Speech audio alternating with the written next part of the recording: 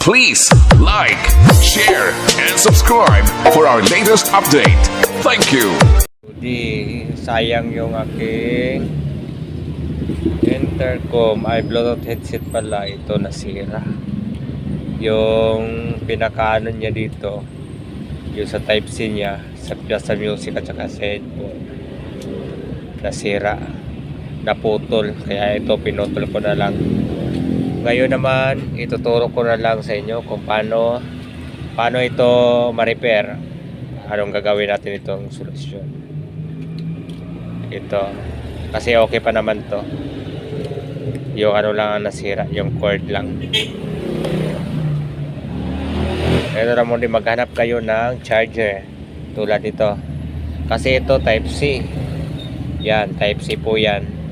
Yung para sa earphone nya is type C, at saka yung sa charger ya type C din. Ito sa earphone, so maghanap tayo ng charger na type C. Kahit itong luma, ito luma na to, ito luma na to, ito ang gagamitin natin, i-replace natin ito dito. Siyempre dapat idugtong to, putulin na natin. Let's go. Hindi ko na ipapakita kung paano, mamaya na lang, basta ito puputulin lang natin. Ito na nga mga lodi, pinutol ko na yung charger na type C yan. Tapos ito yung sa cord headset, sa para sa, at saka sa microphone ng intercom. Ito lang, ito hindi natin yan basta-basta makonect ng ganyan lang, kasi mayroon nakabalot yan, manipis lang yung wire nito mga lodi. Ito po, mga nipis na po yan. So gawin natin, kiskisin, kailangan natin kiskisin yan para makita natin talaga yung wire, pinaka wire niya. Kasi hindi natin, kung hindi lang natin yung kagad, hindi natin makikita yung wire, hindi magkakandak yung ano, hindi gagana.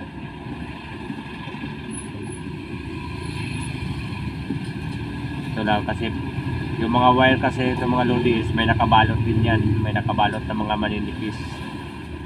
So gawin natin ganyan lang, kisin lang natin. Ito naman yung mga wire nya, kaso hindi pa yan magkakanda kasi ano man yan. Pinakamabilis pala nito is kung may pusporo kayo ngayon, pagkatapos yan ikalat ko lang muna, tapos gamitin kayo ng mga pusporo. Ayan mga lodi, tapos yan kuha ka ng pusporo. Yan, pusporo para lumitaw talaga yung pinaka wire nya.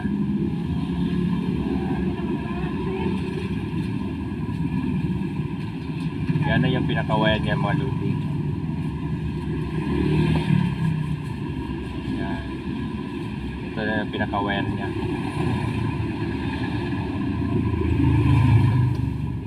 Yan, pwede na natin siya idugtong sa ating charger. Ito yung sa charger.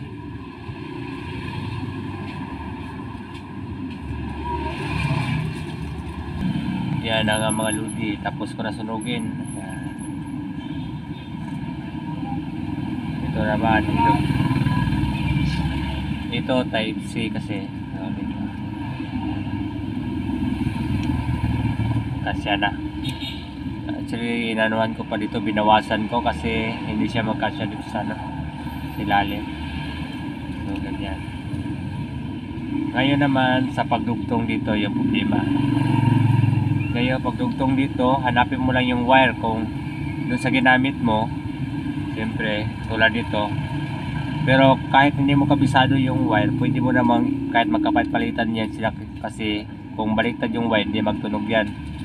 Pero kung okay na yung wire, okay na, pwede mo nang i-tape. Pero pag ganito, kung kabisado mo na, so alam mo na kung saan siya ilagay, so pwede na. Tulad dito, ito green, so dito din sa green. Yan. Balik ko sa electrical tape. ito green. Ganyan lang. Para nagtugtong ka lang din ng wire. Yan, kasi green siya. So, ibig sabihin, kung green, so ganyan siya sa green. Ha?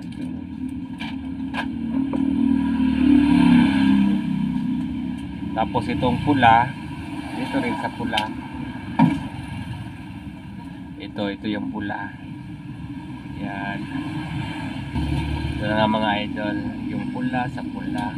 Pero pag alam nyo na po kung ano saan yung i-connect yung wire, yan, pagkabisado nyo na, pwede nyo na pag isa nadugtong nyo, lagyan nyo lang din ng tape. Kahit anong tape lang mga idol, okay lang yan. Hindi naman nakakuryente yan.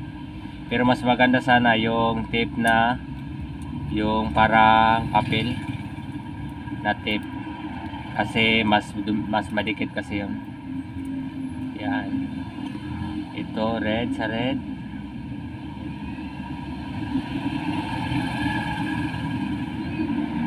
Yan po, red sa red.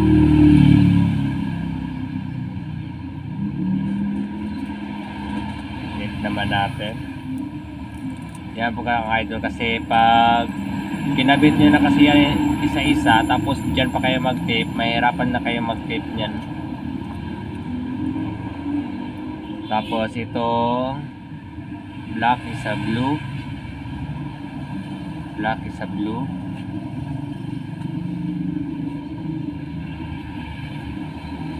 Yan.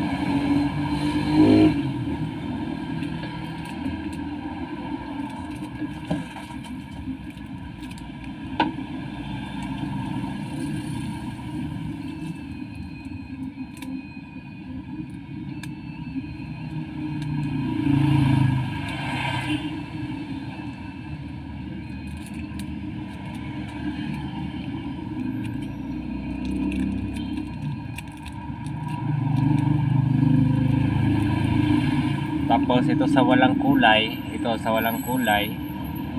na yung dito sa white. Yan. Ganyan lang kadali mga idol, kasi mahal din yung intercom. Mga idol, at saka yung Bluetooth headset. Tapos pag natanggal yan, akala mo wala na solusyon. Kasi pag pina-repair mo din yan, kung sino gusto mag-repair doon sa mga shop, may iba dyan, hindi ayaw nila mag-repair, or kung magre-repair man, ang mahal ng singil. So pwede lang naman yan. Dahil mga idol, ay paparinig ko sa iyo kung gumagana na ba. Actually, na-on ko na siya, naka-connected na siya. Connected na siya. Ngayon, tatanggalin ko na lang dito para marinig talaga yung sounds niya na umaandar. Ito mga idol. Oh, yan. Ipalapit ko na lang dito sa mic.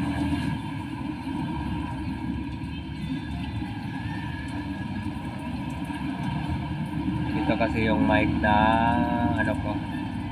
So para marinig nyo, kasi naka-connect naman siya. Yan, okay na mga idol. Yan, tunog na. Oh, maganda na tunog. Balik na sa dati. Ganun lang mga idol, para sa mga nasiraan ng jowa. Yun pala, yung mga intercom. Tapos balik lang natin. Yan, may ko na. Ganyan lang kadali mga idol, kasi sayang yung intercom natin kung itatapon lang, or kung akala mo wala na pag-asa kasi sira na. Yung pala ganun lang. So ito na, diba mas matibay pa yan mga idol kaysa doon sa luma. Tinastasan ko to kasi para matago ko doon sa para ito video mas mas matibay. Ganyan lang mga idol. Kaya good na good. Thank you mga idol. Please support naman and like sa aking video, and pa-subscribe na din kung nakatulong ang video na to. Salamat.